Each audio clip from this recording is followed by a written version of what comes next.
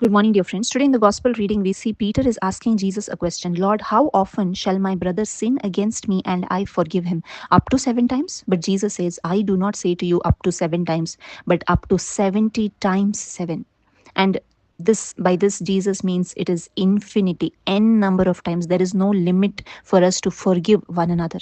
And he explains this with the help of a parable. He said there was a king who had a servant, and the servant owed him a great debt of about 10,000 talents. And the servant could not repay the king. So, therefore, the king commands him to be sold along with his wife, along with his children, along with everything that he had, so that the repayment could be done. But the servant pleads with the king and he says, have mercy on me, have pity on me. And the king, the merciful king, had compassion, had pity on the servant, and he forgives all the debt that the servant had. But in turn, we see the servant, he had another fellow slave of his who owed him a small amount of only 100 denarii, but he demanded he from this servant, and he asked him to repay everything. And because he could not repay, he threw that fellow slave into the prison. And when all this report reached the king said, you wicked servant, I forgave you all the debt that you had. Should you also not have had mercy on your fellow slave in the same way that I had mercy on you? And because of this, the king ordered him to be handed over to the torturers until all was repaid. And today, my dear friends, we learn from this that we are that servant of the king.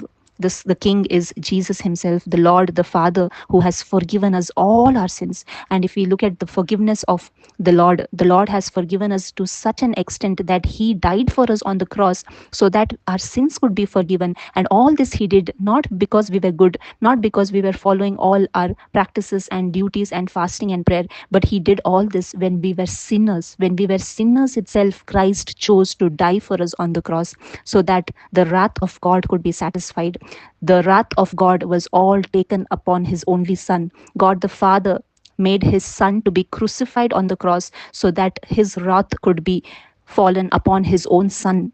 And in this way, we have been saved. We have been forgiven. The wrath of God did not fall on us. The penalty of our sin is taken by Jesus on the cross, and we are saved. All those who believe in this gospel receive forgiveness of sins.